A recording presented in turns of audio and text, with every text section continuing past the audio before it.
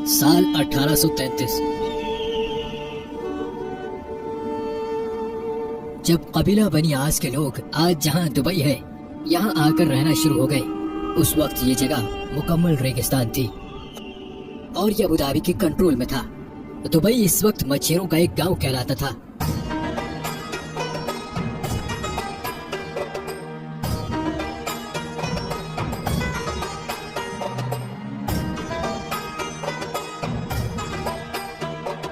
अठारह में कुछ ताजिर दुबई में बसना शुरू हो गए, क्योंकि यहाँ ताजिरों पर टैक्स बहुत कम था। मगर दुबई में अभी भी मछलियाँ पकड़ने के अलावा कोई खास काम नहीं होता था। 1912 में दुबई की हुक्मरानी शेख सईद बिन मखदूम के पास आ गई और उन्हीं को दुबई का फाउंडर भी समझा जाता है।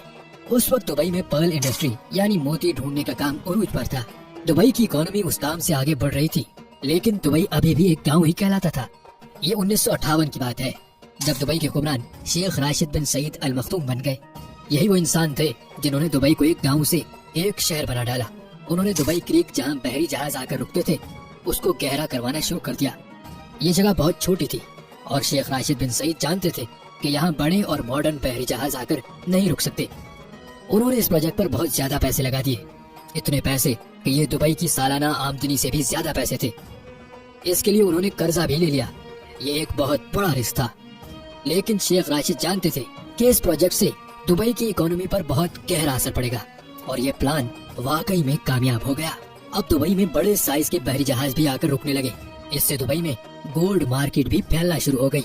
शेख राशिद अक्सर यूरोप और इंग्लैंड जाते रहते थे और ये वहाँ पर बनाए गए इंफ्रास्ट्रक्चर से बहुत मुतासिर थे, खास तौर पर लंदन से। उनको लंदन की सड़कें और वहाँ पर बनी हुई अंडरग्राउंड ट्रेन सिस्टम बहुत मुतासिर करता था। उनके दिल में भी ख्वाहिश थी कि दुबई एक दिन ऐसा ही मॉडर्न शहर बन जाए। शेख राशिद ने दुबई को एक शहर की शक्ल देना शुरू कर दी। साल 1959 में उन्होंने दुबई में एक मॉडर्न एयरपोर्ट भी बनवा दिया।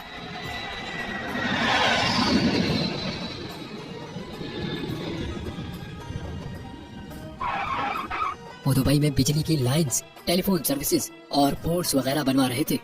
लोग समझते थे कि शेख राशिद पैसे जाया कर रहे हैं और दुबई कभी भी एक मॉडर्न और इंटरनेशनल शहर नहीं बन सकेगा। मगर 1966 में दुबई की किस्मत बदल गई। ये वो साल था जब दुबई में ऑयल डिस्कवर हुआ, लेकिन यहाँ तेल के ज़खायर इतने नहीं थे।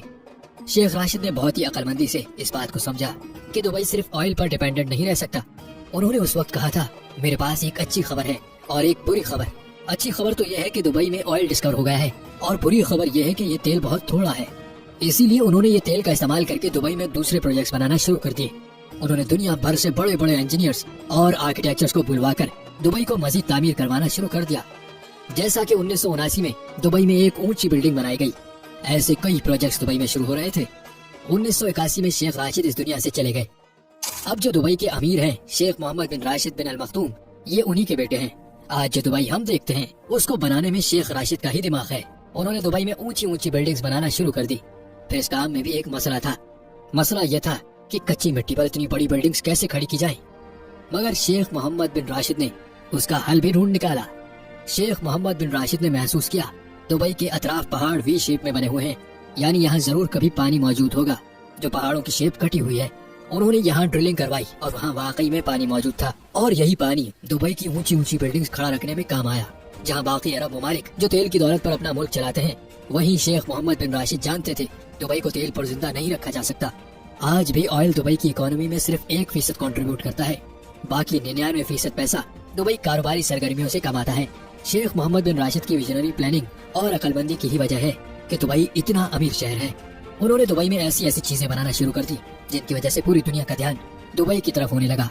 जैसा कि दुनिया की सबसे ऊंची इमारत बुर्ज खलीफा, दुनिया के बड़े बड़े मॉल्स में से एक दुबई मॉल, आलीशान होटल्स और आर्टिफिशियल आइलैंड। दुबई की एयरलाइन एमिरेट्स एयरलाइन, ये दुनिया की बेहतरीन एयरलाइंस में से एक है। ये सारी अट्रैक्शंस थी जो लोगों को दुबई खींच कर लाती रही। दुबई में बहुत से फ्री जोन्स भी हैं जहां हर किस्म की टैक्स छूट दी जाती है, जो दुनिया के बड़े बड़े बिजनेसमैन की तवज्जो अपनी तरफ खींचती है। ये फ्री जोन्स दुबई की इकोनॉमी का 20% हिस्सा बनते हैं, जहां तकरीबन 1.5 करोड़ के करीब लोग नौकरी करते हैं। दुबई में आज 80% के करीब वो लोग हैं जो बाकी कंट्रीज से दुबई में आकर सेटल्ड हैं। आज दुबई में वो लोग भी हैं जो मेहनत करके पैसे कमाकर अपने प्यारों को वापस घर पैसे भेजते हैं, और वो लोग भी हैं जिनके पास बहुत सा पैसा है। दुबई में हर वो सहूलत मौजूद है जो दुनिया के बड़े बड़े मिलियनर्स اور بلینرز کو اپنی طرف لاتی ہے۔